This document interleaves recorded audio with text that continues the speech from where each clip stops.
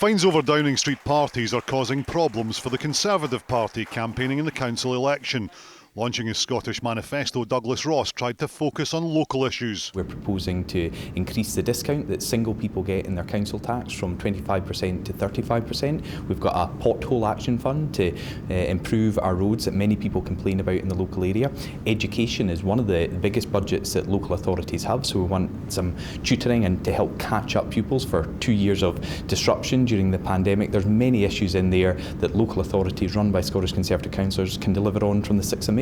And although he made no mention of the Prime Minister during his launch speech, fighting for their communities to get a fairer deal from this SNP government, which is stripping funding. It was never far from bursting through. All because of the criminal leaders that are down in Westminster, Johnson and Sunak, they should be forced to resign over Partygate. The first to mention it was a protester, but it was also the focus of media questions. Look, I accept that during a local government campaign, national issues dominate the media, but it's also, I think, appropriate for parties to focus on the local issues. We're being asked at our manifesto launches, what are you going to do in the councils where you're seeking to get councillors elected to? And that's what I've explained today, local priorities for local areas. But on the doorsteps, people will be asking you about the behaviour of your Prime Minister. Absolutely, and I'm as accessible as I think politicians should be. I'm here to get interviewed by you and others. I'm out campaigning later on today and I'll listen to the concerns, and I share a lot of those concerns. I share the anger that they have that the Prime Minister's behaviour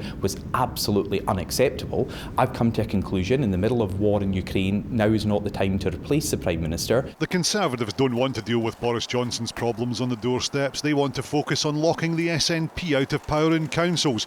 But so far only the Lib Dems are even willing to consider local deals with them. And with the Prime Minister facing questions when Parliament returns next week, it looks likely to continue overshadowing the Conservative campaign.